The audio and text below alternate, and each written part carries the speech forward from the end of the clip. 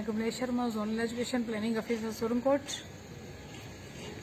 तो ये जो आज मुझे काफ़ी कॉलें आई हैं इसके रिलेटेड में, कुछ मीडिया से, कुछ जर्नलिस्ट से, तो ये जो कोई वीडियो वायरल हुआ है, तो मैं एज एन ऑफिसर, हमारे डायरेक्टर साहब ने ऊपर से ऑर्डर, सीओ साहब का ऑर्डर था, तो हमारी कमेटी है, इस कमेटी में ये सैफ साहब हैं, मुख्तार साहब हैं, ये हमारी कानी कोड़ी के टीचर हैं महमूद साहब, ये भी वहीं पे थे।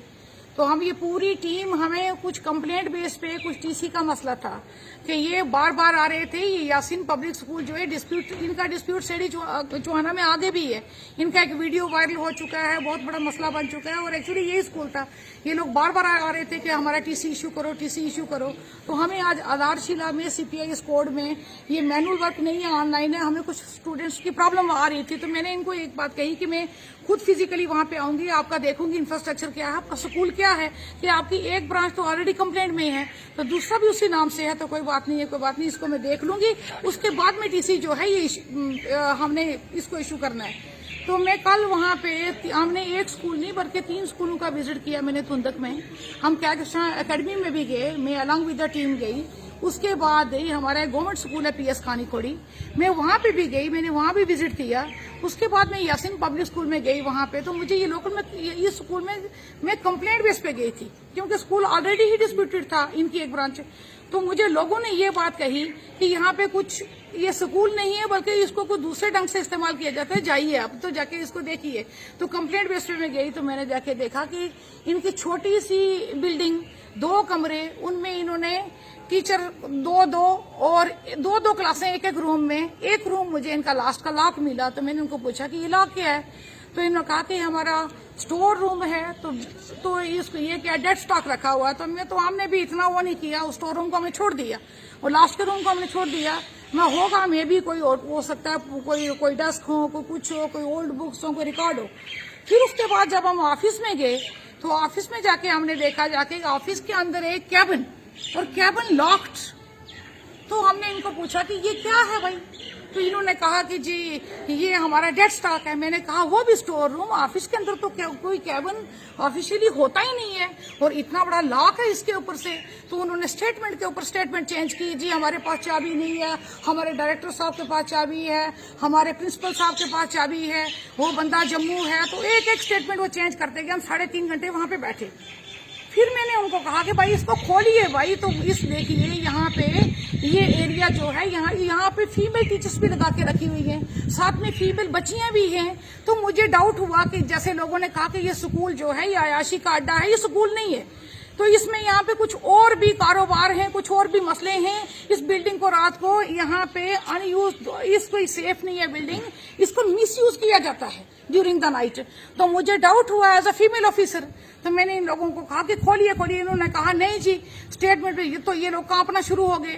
तो इन लोगों की अजीबोगरीब हालात थी। तो इन्होंने लास्ट जब हमने कहा खोलते हो नहीं खोलते हो, मैंने एसडीएम साहब को भी फोन किया, एक नंबर से, उनका एक नंबर पे इनकमिंग कॉल नहीं थी, दूसरे नंबर से किया।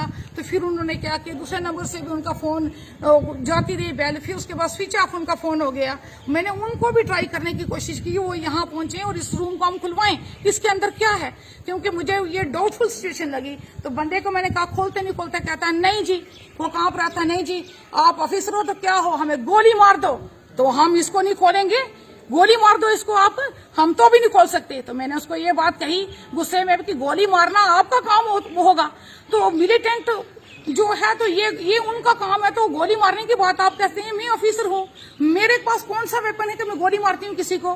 तो इस चीज को इन्होंने गलत तरीके से एक्सप्लॉइट करके कुछ और इसको सियासी रंग दे के, मजहबी रंग दे के, कोई इस्लाम को बीच में ला के, कोई मस्जिद का मसला बना के इन्होंने किया है। तो मैं एक ऑफिसर हूँ, मेरा काम स्कूलों में मस्जिदों में नहीं है, तो इसको गलत एक्सप्लॉइट किया गया। ऐसा कुछ भी नहीं है मेरे साथ।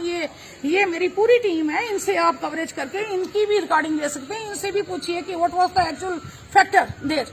विजिट के बारे में हम बैठे हुए हैं इधर, तो बातें जो हुई है, मुझे तो आप स्कूल से बुलाया गया, मैं आज लेट पहुंचा हूं। तो मीडिया पर जो बातें हुई हैं, हम विजिट पे गए थे, हमने रिकॉर्ड देखा है, ये डायरेक्टर साहब ने ऑर्डर किया हुआ है हमारा विजिट के लिए अपने अपने जोन में। इस सिलसिले में ये जो मामलात बढ़ाए गए हैं, तो ऐसा इतना नहीं हुआ है। जो स्टेटमेंट आप दे चुके हैं, मुख्तार जी भी, मैडम जी की भी स्टेटमेंट आ गई है। तो इतना इसको बढ़ाने का मसला नहीं है। हमने रिकॉर्ड जो लिया है वो रिकॉर्ड हमने भी वहाँ पर देखा है, हमारे पास मौजूद है, और ये पूरा जो है हम अपने डिपार्टमेंट को दे देंगे।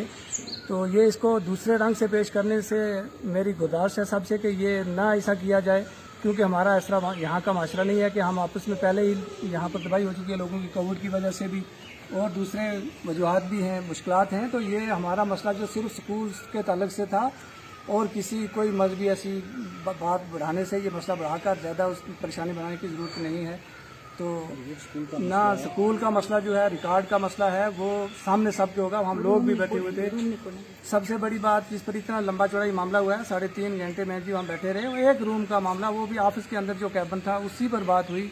लॉक है, main is on the way, रास्ते से आ रहा है, चाबी उसके पास है, खोल देंगे। बाद में यहाँ तक बात पहुँची कि हम नहीं खोलेंगे चाहे हमें गोली मार दी जाए।